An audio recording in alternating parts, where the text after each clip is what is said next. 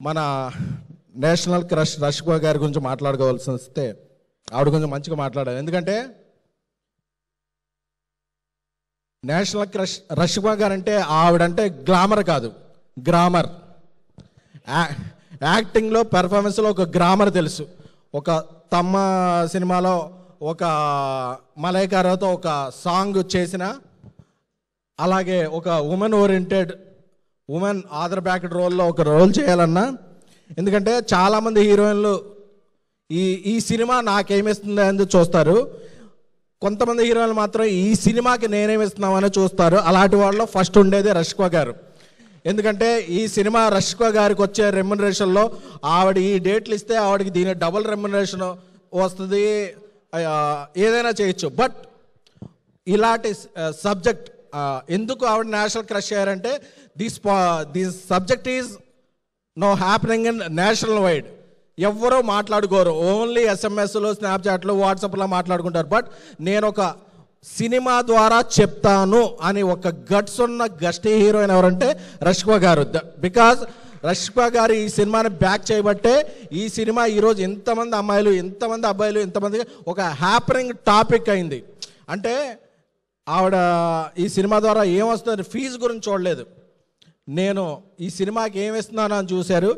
అక్కడెక్కడో షూటింగ్లో ఉన్నా సరే, అరే ఏమవుతుంది అని వీడియో కాల్ చేసి ఒక థియేటర్కి వెళ్ళి, ఎంతమంది హీరోయిన్లు ఉంటారు, ఎందుకంటే సినిమా అయిపోయిన తర్వాత ఎమోషన్ అయిపోద్ది కానీ ప్రమోషన్ ఎవరు పట్టించుకోరు. బట్ ప్రమోషన్ కూడా ఆవిడ ఎమోషన్గా ఫీల్ అయ్యి నిన్న విమల్ థియేటర్కి వెళ్ళి కూడా ఆవిడ వందల సెల్ఫీలు ఇచ్చి, ఎందుకంటే మనం ఎవరైనా హీరోయిన్ పక్కన వెళ్తే పక్కన బౌన్సర్లు తోసేస్తారు, బౌన్సర్లు ఆవిడ తోసే 200 సెల్ఫీలు ఇచ్చారంటే అది నేషనల్ క్రష్ అంటే. ఎందుకంటే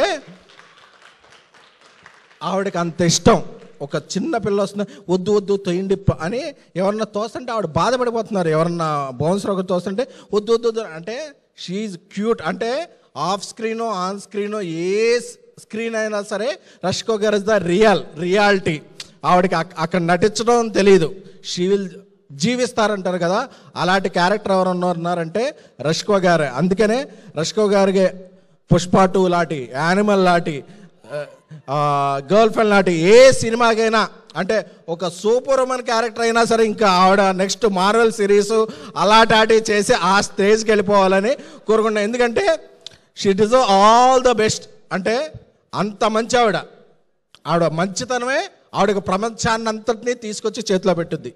రష్మిక గారు, we love you. Me performance అయితే ఏంటి, మీ డెడికేషన్ ఏంటే కానీ ఈ జనరేషన్లో దాన్ని కొట్టేవాళ్ళు లేరు, మీరు తగ్గేదే లే. ఇకపోతే మా బంగారు కొండ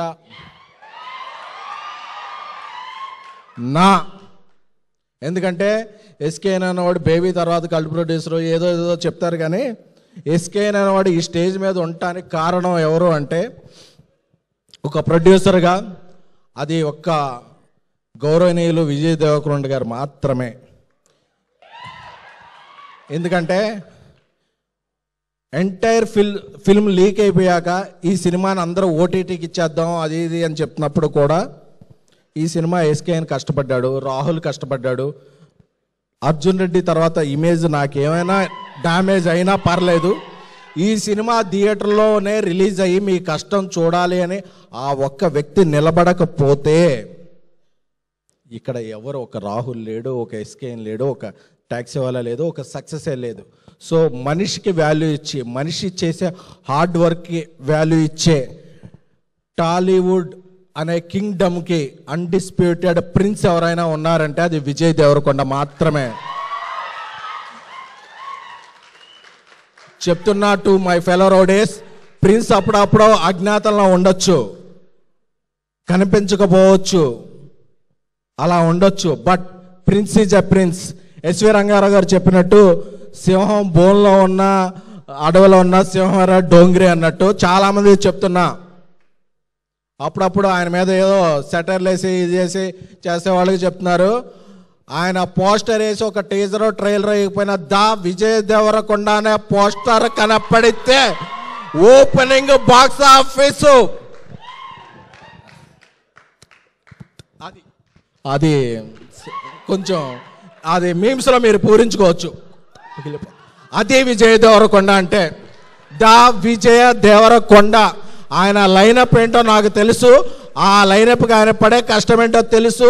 ఒక 6 నెలలు 9 నెలల్లో box office shake shake shake చేస్తాడు. ఎందుకంటే ఒకసారి కొడితే ఫ్లూక్ అంటారు, 2 సార్లు కొడితే ఫేక్ అంటారు, కానీ 3 సార్లు కొట్టి ఇండస్ట్రీ షేక్ చేసిన హీరో ఎవరైనా ఉంటే దట్ ఈస్ విజయ్ దేవరకొండ. ఈరోజు ఆయన ఈ ఫంక్షన్కి ఎందుకు వచ్చారో తెలుసా?